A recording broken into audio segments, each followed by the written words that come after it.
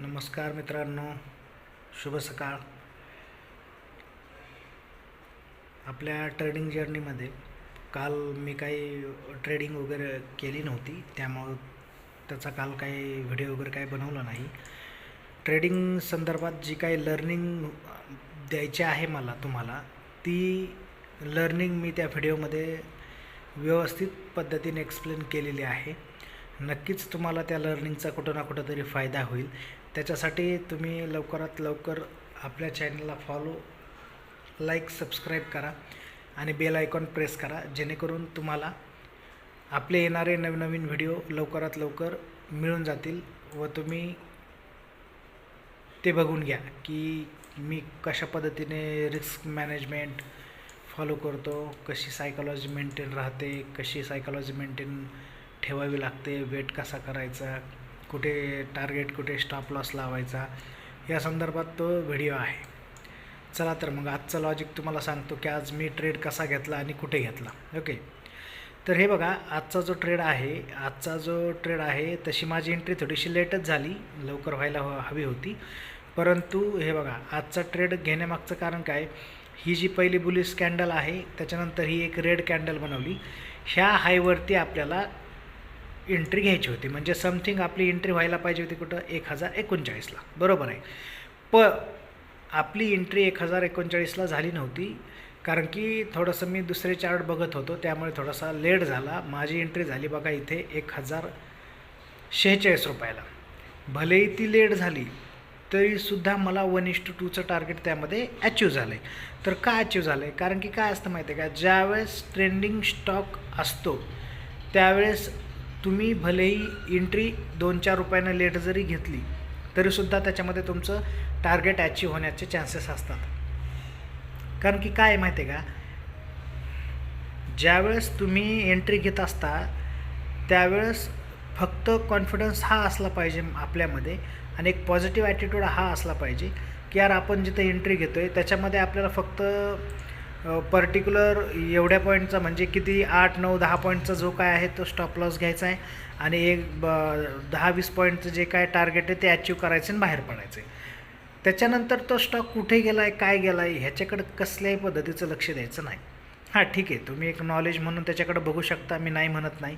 परंतु जर तुम्ही त्याच्याकडं बघून जर रिग्रेट फील करत असाल की यार मी जर ठेवला असता तर मग कुठं गेला असता, काय झालं असतं, हे मार्केटमध्ये काहीच काम करत नाही. कारण की 50चे 1000 रुपये झालेले पण मी बघितले तर, आणि 3 रुपयाचा स्टॉक 400 रुपये झालेला पण बघितलेला आहे, पण तो आपल्या हातात नाही आलेला. कारण की का आलेला नाही आहे, कारण की आपण ज्यावेळेस आपण ट्रेडिंग करत असू त्यावेळेस काय करतो, आपण ज्यावेळेस ह्या फेजमध्ये असतं त्यावेळेस आपण घेतो ट्रेड, बरोबर आहे.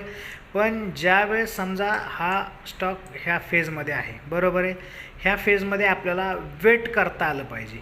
जर ह्या फेजमध्ये वेट केलं आणि इथे जो ब्रेकआउट डाऊनला असेल किंवा अप साईडला असेल, त्या ब्रेकआउटवरती ट्रेड ज्यावेळेस आपण करू त्याच वेळेस आपल्याला हे मोमेंटम मिळणार आहे.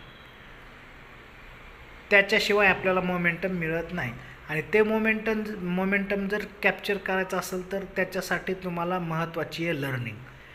तर लर्निंग तुम्हाला एवढं डीपमध्ये जाऊन करावी लागेल. सायकॉलॉजी व्यवस्थित मेंटेन करायची असेल तर तुम्हाला रोज नवीन चार्ट बघावे लागतील, कशी प्राइस ॲक्शन वर्क करते ते बघावं लागेल, आणि त्याच्यामधूनच तुम्ही रोज नवीन काहीतरी शिकणार. आणि ते जे तुम्ही शिकलेलं आहे ना, हे बघा मी कसं इथे राईट डाऊन करतो आहे, हे काय आहे माहिती आहे का, हे राईट डाऊन जर केलं तरच आपण काही ना काहीतरी त्याच्यामध्ये बदलाव आणू शकतो.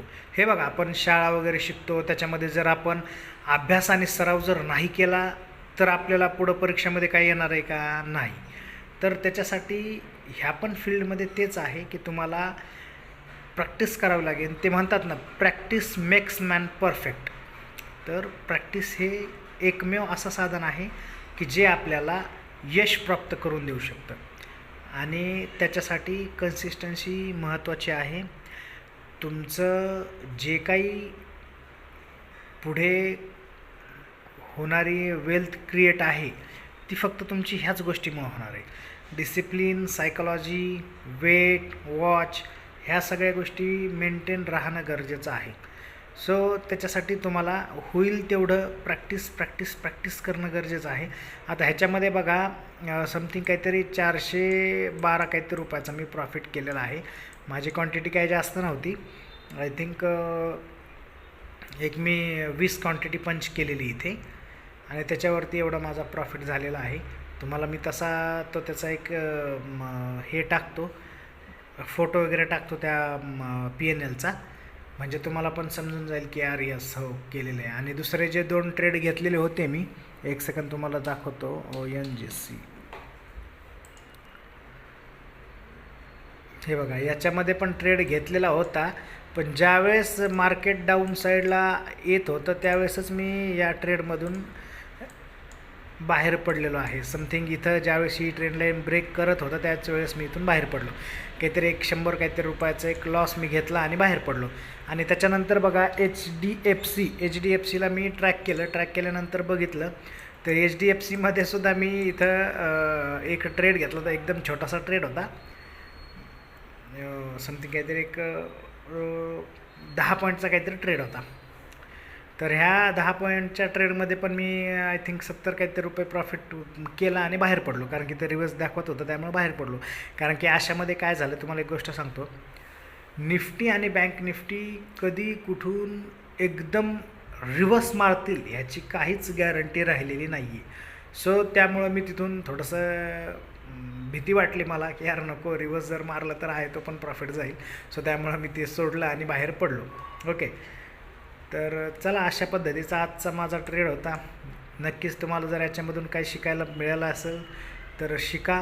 त्याच्यामध्ये जर काय तुम्हाला प्रॉब्लेम वाटत असेल, काही जर विचारायचं असेल तर नक्कीच विचारा, तुम्हाला मी हेल्प करेल, जेणेकरून तुम्हाला येणाऱ्या काळामध्ये ट्रेडिंग करणं कसं सोपं करता येईल याच्यासाठी नक्कीच मी प्रयत्न करेल. कारण की मी एवढे एफर्ट्स आजपर्यंत जेवढे घेतलेत त्यातून नक्कीच तुम्हाला मी चांगलं शिकवण्याचा प्रयत्न करेल. आणि तेच माझं पहिल्यापासून हेच ध्येय आहे की आपण मोठे होत असताना आपल्या जवळचे लोकसुद्धा मोठे झाले पाहिजेत, यासाठी प्रयत्न करणार आहे मी. सो त्यामुळं होईल तेवढं. आता तुम्हाला एक गोष्ट सांगतो, मोठे व्हिडिओ जर बघायचे म्हटलं तर कोणाला मजा येत नाही. शॉर्ट व्हिडिओ त्याच्यामध्ये प्रॉफिट झालेलं आणि ह्या गोष्टी बघायला सगळ्यांना मजा येते, पण ज्या व्हिडिओजमध्ये लर्निंग आहे ते व्हिडिओ बघायला कोणालाच नको वाटतं. त्याच्यामुळं थोडंसं जर तुम्हाला ट्रेडिंग करायची असेल, ट्रेडिंग शिकायची असेल तर नक्कीच मोठे व्हिडिओ बघायला शिका. थोडंसं त्याच्यामध्ये टाईम स्पेंड करायला शिका. रोज चार्ट बघा आणि चार्ट बघितल्यानंतर जे काही रिझल्ट तुम्ही बघता किंवा जे काही तुमच्या माइंडमध्ये सगळा गेम चालू असतो त्यावेळेस तुम्हाला लक्षात येतं की यार हां, ट्रेडिंग केल्यानंतर पैसा कमवता येऊ शकतो, पण त्याच्यासाठी पेशन्स फार महत्त्वाचे आहेत.